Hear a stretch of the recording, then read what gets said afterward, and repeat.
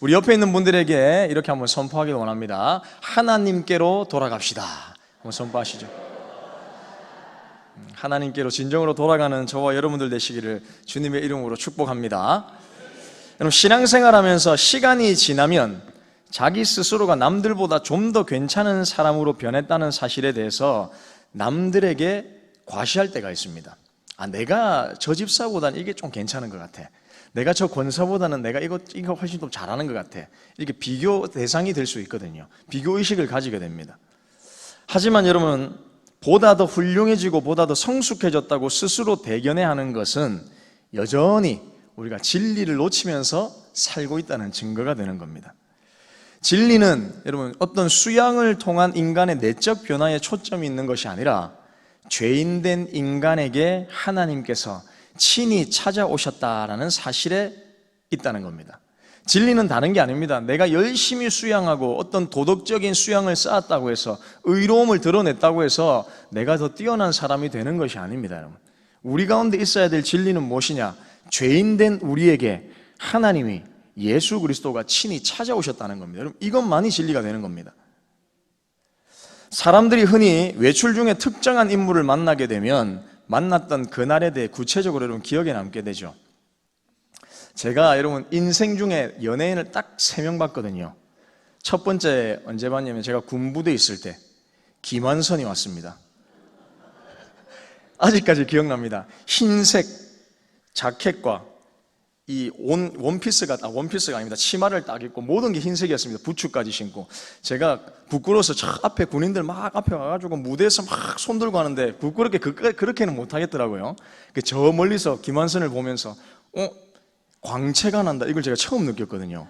그때가 20 몇 년 전이니까 김원순도 지금 듣고 20 몇 년 전이니까 30대지 않습니까? 젊을 때거든요. 진짜 연예인을 보면서 누가 빛이 난다 했는데 저 멀리서 보는데도 연예인은 연예인이구나 라는 걸 딱 느꼈습니다. 그리고 또 한 사람이 여러분 누구냐? 굉장히 오래된데 두 번째는 광안리에서 만났던 배우 남포동. 너무 오래됐으니까 남포동 아시죠? 키 작으시고, 남포동이라는 분인데 광안리에서 이렇게 지나가다가 계단에서 내려오는데 딱 마주셨거든요. 근데 작으시더라고요, 진짜. 그분은 저를 모르죠. 저는 이제 보면서 속으로 남포동이다 하면서 그냥 지나갔던 기억이 있습니다. 그리고 또 마지막은 누구냐면 이것도 참 오래된 분인데 지금은 소천하셨습니다. 권사님이셨죠. 가수 현미 남천동에서 봤습니다. 무슨 어떤 공연을 끝나고 내려왔는지 차에 들어가던 우리 청년들이 막 가다가 가수 현미다 막 이렇게 얘기하길래 저희들이 크게 아는 체를 안 했거든요. 근데 그 현미님께서 이렇게 차에 이렇게 창문을 내리시더니 우리 보고 오라고 사인해달라고 얘기도 안 했는데 그냥 사인을 해주시더라고요. 사인을 이렇게 해주시더라고요. 감사합니다 그래가지고 그냥 받고 돌아왔던 기억이 있습니다. 여러분, 특정한 인물을 만나면 제가 아직까지 20몇 년이 지났는데도 그 기억이 아직 생생하게 남아있습니다. 그 사람이 어떤 옷을 입었는지, 어디서 내가 부딪혀서 만났는지, 그때 그 사람이 나에게 어떤 행동을 했는지에 대해서, 어떤 말을 했는지에 대해서 생생하게 기억에 남아있다는 겁니다. 특정인을 여러분 만나면 기억이 오래가죠. 여러분들도 아마 저와 같은 기억이 있을 겁니다. 저보다 훨씬 유명한 연예인을 만났을 수도 있겠죠. 그 유명한 연예인을 만났으면서 그때 그 유명한 연예인, 어떤 내가 보고 싶었던 어떤 그 사람, 특정한 인물을 만나면 내 머릿속에 내리에 깊이 박히게 되어 있다는 겁니다. 여러분, 선거 기간이 되면 한창 후보들이 지역을 돌아다니면서 자신을 지지해달라고 호소합니다. 서동도 마찬가지겠죠. 동북의 주변에도 많이 들락날락 거릴 겁니다. 그런데 잘 알다시피 평소에는 이렇게 성심성의껏 지역 주민 만나면서 이야기 듣고 같이 마음 나누는 일은 거의 없습니다. 여러분, 찾아보기도 힘듭니다. 선거 기간이 되어야 가능한 겁니다. 즉 어떤 특정한 정해진 날이 되어야만 그런 사람들을 만날 수 있다는 것이죠. 우리가 보고 싶다 해서 보는 게 아닙니다. 유명한 연예인들도 보십시오. 수많은 팬들을 거느리고 다니지만 그들은 자신의 스케줄에 맞춰서 활동합니다. 철저하게 자신의 스케줄에 맞춰서 활동하면서 팬들이 그 연예인들의 스케줄에 맞춰서 오히려 따라다니죠. 일반적으로 팬이 연예인을 따라다니며 만나려고 하지 연예인들이 팬들을 만나려고 잘 애쓰지 않습니다, 여러분. 보통 이름이 알려지면 자신의 일생에 큰 변화가 생겨서 다른 사람들을 만날 여유가 생기지 않는다는 것이죠. 그래서 여러분, 유명해지면 유명해질수록 모든 시간과 만남의 초점은 누구에게 맞춰져 있느냐? 타인이 아니고 자기 중심에 맞춰져 있는 겁니다. 내 스케줄에 맞춰 나가야 되는 겁니다. 유명해지면 유명해질수록 그런 겁니다. 특정한 인물이면 특정한 인물일수록 그런 겁니다. 여러분, 우리가 대통령을 만나러 간다 한들 우리 스케줄에서 대통령을 만날 수 있겠습니까? 그렇지 않죠. 대통령의 스케줄에 맞춰서 만나야 되는 겁니다. 철저하게. 이것이 우리가 일반적으로 생각하는 특정한 인물의 모습입니다. 만일 저와 여러분들의 집에, 아니 여러분 이 동부교회에 저 뒤편에 선글라스를 끼고 유명한 유재석이나 BTS 중에, 우리 청년들이, 중고등부 애들이 좋아하는 BTS 중에 몇 사람이 저렇게 앉아있다. 그럼 어떻게 될까요? 아마 동부교회는 지금까지 있었던 부흥의 역사상 가장 많은 인원이 아마 몰려들지 않을까, 그렇게 생각됩니다. 난리가 나겠죠, 여러분. 사진도 찍고 사인도 받고 주변의 사람들에게 알리고, 한 번의 만남이지만 인생에 있어서 결코 잊을 수 없는 시간이 된다는 겁니다. 인간과 인간 사이의 관계에서도 이런 특정한 인물을 만나면 우리의 감정과 기억과 행동에 반드시 여러분 변화가 찾아옵니다. 변화를 맞이합니다. 그런데 여러분 생각해 보십시오. 하물며 우리가 생각하는 어떤 유명한 인물보다 더욱더 특정하고 특별한 분이 우리를 직접 찾아오셨다면 여러분 과연 어떨까요?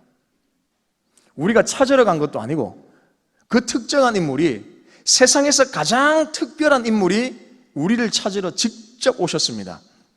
과연 어떻겠습니까, 여러분? 심지어 그분은 우리의 존재를 깊이 아시고 친히 우리의 이름을 부르시면서 찾아온다. 우리의 모든 상황도 다 아시는 상태에서 찾아오신다. 여러분 과연 기분이 어떨까요? 오늘 본문의 사울이 바로 이런 만남을 경험했습니다. 본문 7절과 8절 한번 읽어볼까요?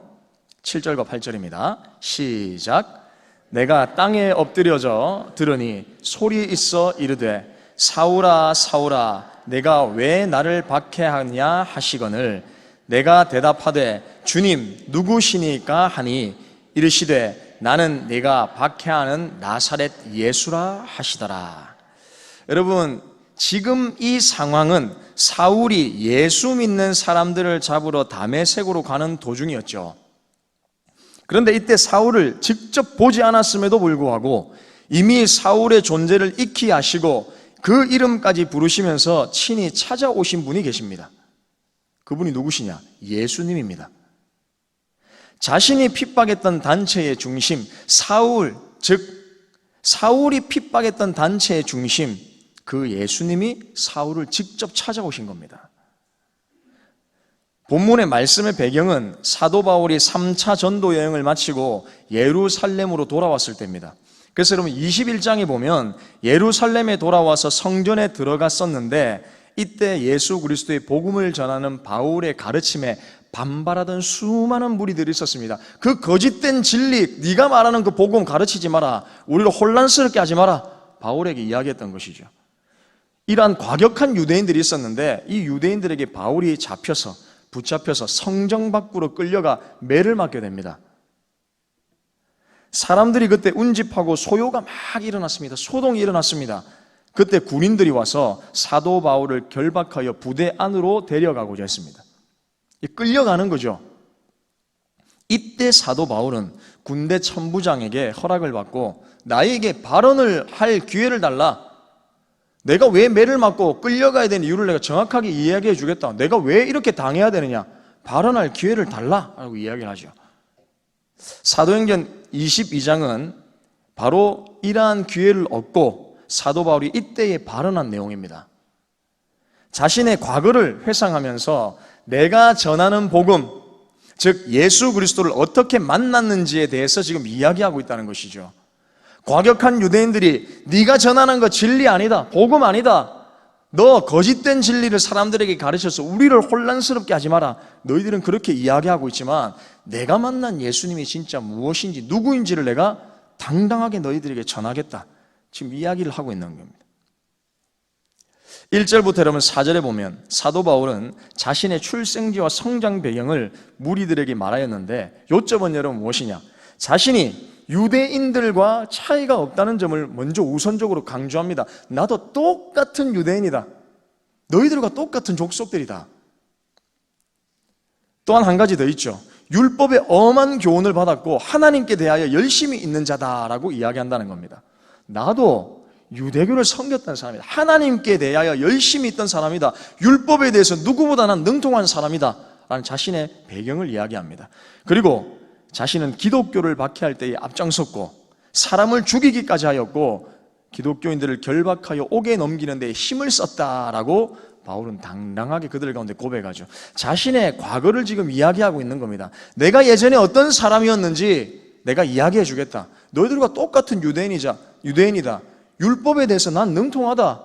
심지어 지금 내가 믿고 있는 예수를 중심으로 믿는 이 초대교회 사람들을 핍박했던 당사자가 바로 나 자신이었다 라고 이야기하고 있는 것이죠. 그리고 나서 여러분 5절부터 사도 바울은 간증을 시작합니다. 어떻게 예수 그리스도를 만나게 되었는지, 그리고 어떻게 시력을 잃고 어떻게 눈을 뜨게 되었는지를 생생하게 이들 가운데 증언하고 있습니다. 예수 그리스도를 만난 이때부터 사도 바울은 예수께 완전히 미쳐버린 자가 되었습니다. 그것이 여러분 어느 정도인지는 빌립보서 1장 22절에 사도 바울의 고백을 통해 잘 나타나고 있습니다. 빌립보서 1장 21절 우리 다 같이 한번 읽어보겠습니다. 시작. 그리스도니 죽는 것도 유익함이라. 여러분 이런 고백 함부로 할 수 없죠. 얼마나 예수님께 미쳐있기에 죽는 것도 나는 유익하다 이렇게 이야기하고 있습니다.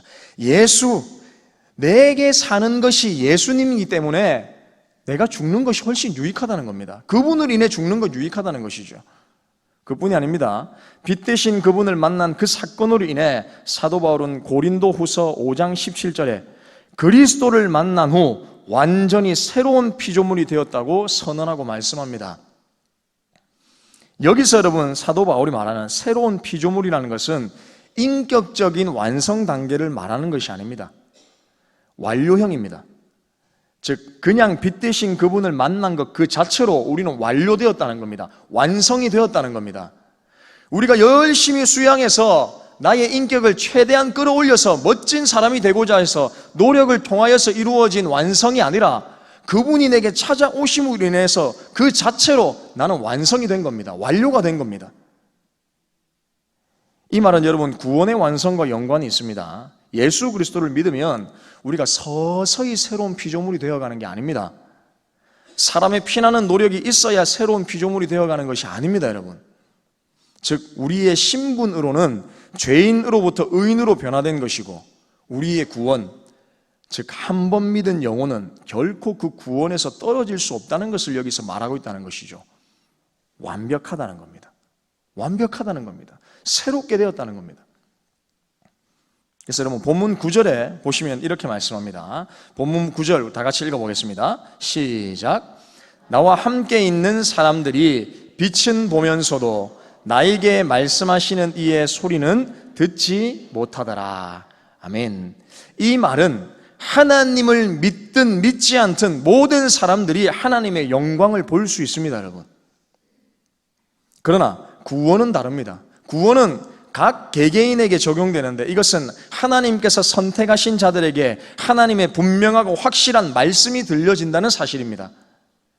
말씀을 우리가 깨닫게 된다는 것이죠. 우리의 피나는 노력으로 말씀을 듣고 깨닫고 구원을 얻을 수 있는 것이 절대 아니라는 겁니다, 여러분. 그렇다면 생각해 보십시오. 그렇게 열심을 다해서 하나님을 믿었던 사람, 율법에 대해서 능통했던 사람, 혈통으로는 부족함이 없었던 이 사도 바울이 구원의 첫 번째 대상이 되어야 되는 겁니다.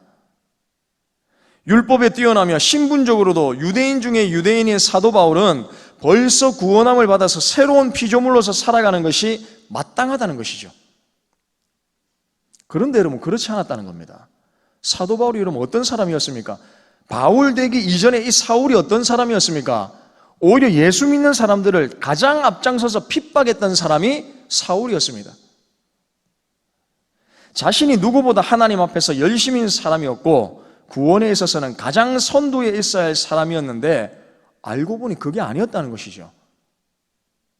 오히려 구원에서 예수님을 만나고 보니 오히려 자신은 구원에서 가장 멀리 떨어져 있었던 사람이라는 것을 발견하게 되었다는 겁니다. 그래서 여러분, 바울은 예수님께서 자신을 만나 주심에 있어서 예수님이 인정할 만한 어떠한 의로운 일도 행하지 않았던 사람입니다. 예수님이 만족할 만한, 하나님 보시기에 만족할 만한 어떠한 의로운 일도 사도 바울은 하지 않았던 사람이죠. 오히려 예수 믿는 자를 핍박하는 사람에 불과했던 겁니다. 인간적인 공로로 본다면 그는 예수님께서 만나줄 대상이 아닙니다. 첫 번째로 거부해야 될 대상입니다. 어찌 보면 여러분, 가장 첫 번째로 심판받아야 할 대상이 누구냐? 사도 바울입니다. 즉 여러분, 새로운 피조물은 우리의 어떠한 의로움, 노력, 업적, 공로, 신분, 학벌, 건강, 재능, 경제력 등 어떠한 것이라도 예수 그리스도의 구원에 있어서 관여할 수 없다는 겁니다. 영향을 미치지 못한다는 겁니다. 빛이 어두움 가운데 오게 되면 어두움은 자연스레로 물러가게 되어 있죠. 어둠이 하는 일이 있습니까? 아무것도 없습니다, 여러분. 빛이 오면 어둠은 그냥 물러가는 겁니다. 아무것도 할 수 없는 겁니다. 그저 예수 그리스도께서 우리를 찾아와 준 그 사실만으로 우리는 어떻게 되었냐? 새로운 피조물이 된 겁니다. 우리의 어떠함이 아닙니다, 여러분. 우리의 공로가 아닙니다. 노력이 아닙니다. 우리의 의로운 행위가 아닙니다. 예수님이 우리를 찾아와 주신 그 사건 자체만으로, 예수님을 만난 그 자체만으로 우리는 새로운 피조물이 된 겁니다. 그 이후로 이제부터 사도 바울은 보통의 사람들은 그 누구도 이해할 수 없는 말과 행동을 하는 사람으로 살게 되죠. 아무도 인간적인 이성으로 깨닫지 못하는 말을 하면서 살아가야 하는 사람이 되어버린 겁니다. 이 이후에 사도 바울은 단 한 번도 그 전까지 의지했던 자신의 학벌과 지식에 의존하지 않습니다. 율법에도 의존하지 않습니다. 자신의 신분에도 의존하지 않습니다. 오직 그리스도의 복음만을 앞세워서 자신의 삶을 주장하고 있는 겁니다. 나의 나됨을 내려놓고 내 안에 살아계신 예수 그리스도만을 주장하면서 사는 사람으로 완전히 변화되었다는 것이죠. 어떠한 것에도 타협하지 않고 오직 빛 대신 그리스도가 자신의 삶에 있어 이제는 가장 최우선임을 사도 바울은 삶을 통해서 지금 보여주고 있는 겁니다. 사도 바울은 그때부터 구약의 모든 율법과 예수님의 생애를 빛의 찾아오심, 즉 예수 그리스도의 찾아오심의 사건으로 다시금 재해석하게 됩니다. 이런 해석은 사도 바울뿐만 아니라 사도 요한에게 있어서도 마찬가지였죠. 그래서 여러분, 요한복음 1장 4절부터 5절을 보면 이렇게 말씀합니다. 요한복음 1장 4절부터 5절 다 같이 읽어보겠습니다. 시작. 그 안에 생명이 있었으니 이 생명은 사람들의 빛이라. 빛이 어둠에 비치되 어둠이 깨닫지 못하더라. 아멘. 사도 요한은 여러분, 이 세상을 어떻게 이야기하느냐? 이 세상 자체를 어둠이다라고 이야기하고 있죠. 묘사합니다. 세상이 왜 어둠인가 하는 것은 빛 자체이신 예수님이 이 땅에 오기 전에는 도저히 알 수 없는 사실인 겁니다. 그래서 여러분, 본문 11절에 이렇게 말씀하죠. 본문 오늘 11절 다 같이 한번 읽어보겠습니다. 시작. 나는 그 빛의 광채로 말미암아 볼 수 없게 되었으므로 나와 함께 있는 사람들의 손에 끌려 다메섹에 들어갔노라. 아멘. 사도 바울은 예수님을 만나기 전에는 자신이 어둠 가운데 있다는 사실을 인지하지 못했습니다. 예수 믿는 사람들을 잡아다가 옥에 가두고 스데반이 죽어감에도 불구하고 그것을 기뻐했던 자신의 모습을 보면서 이게 어두움의 삶이구나 라는 것을 깨닫지 못했다는 겁니다. 당연하다고 느꼈던 것이죠. 하지만 빛으로 오신 그분의 광채에 그는 눈이 멀어버립니다. 빛 대신 예수님께서 찾아오신 사건으로 인해 사도 바울은 자신이 얼마나 영적인 맹인이었는지를 깨닫게 된 것이죠. 거룩한 빛을 보기 전, 즉 예수를 만나기 전에는 나 자신이 얼마나 죄인인지 여러분 절대 알 수 없습니다. 우리도 여러분 마찬가지입니다. 저와 여러분들도 마찬가지죠. 우리가 잘난 것 같지만, 잘하고 있는 것 같지만 예수님께서 우리 가운데 찾아오시면, 빛 대신 그분이 우리 가운데 임하시면 우리는 어떻게 되느냐? 내가 얼마나 어두운 삶을 살았는지, 어둠 가운데 있었는지를 명확하게 깨닫게 되는 겁니다. 인지하게 되는 겁니다. 그분이 오시기 전까지는, 찾아오시기 전까지는 절대 알 수 없다는 것입니다. 그리스도께서 이 세상에 오신 이유는 이 세상이 어둠이라는 사실을 궁극적으로 철저하게 보여주기 위함이었습니다. 따라서 예수님을 만난 사람은 어떤 사람이냐? 이 사실을 인지하고 수용하는 사람입니다. 즉 자신은 철저하게 어둠 속에서 살고 있는 자임을 인정하게 되는 거죠. 자신이 이 땅에서 무엇을 하며 살았든지 어떻게 살았든지 여러분 상관이 없다는 겁니다. 오늘 본문의 사도 바울의 고백처럼 사울이었던 자격 없는 그에게 예수님께서 친히 빛으로 사울에게 찾아오셨습니다. 마찬가지입니다. 저와 여러분들이 찾아간 것이 아니라 그분이 우리를 찾아오신 겁니다. 그러므로 우리는 바울의 고백처럼 빛 대신 그리스도 앞에 더 가까이 나아가면 갈수록 구원을 얻기 위한 우리의 그 어떤 노력도 그분 앞에서는 다 부질없다는 것을 반드시 여러분 깨닫게 된다는 것이죠. 즉 자신은 어둠 속에 있지만 예수 그리스도께서 빛으로 오셨고 바로 그분으로 말미암아 어둠은 사라지고 내가 빛으로 나아갈 수 있다는 사실을 받아들이는 사람이 하나님의 자녀, 즉 빛의 자녀가 되는 겁니다.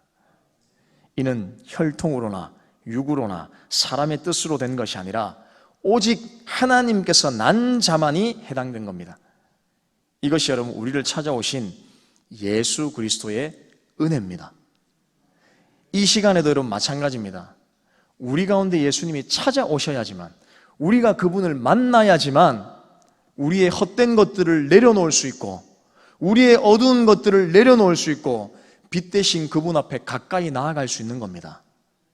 그래서 우리는 예배 때마다 매일 간구하는 것이 무엇이냐? 주님, 나를 찾아와 주십시오. 나를 만나 주십시오. 이것이 여러분 저와 여러분들의 삶의 우선순위가 되어야 된다는 것이죠. 말씀 마무리하겠습니다. 사랑하는 성도 여러분, 저와 여러분은 빛 대신 그분의 자녀로서 살아가고 있습니까? 신앙이라는 것을 만들어 보기 위해 나 스스로 하나님에게 더 가까이 다가가기 위한 정결한 모습을 갖추려고 나의 온갖 의로운 행실, 노력을 다하며 몸부림치며 살아가고 있지는 않습니까? 신앙이라는 것은 여러분 인간이 어떻게 만들어낼 수 있는 영역이 절대 아닙니다. 믿음이 우리가 가진 것 같지만 절대 그렇지 않습니다. 하나님 허락하신 겁니다.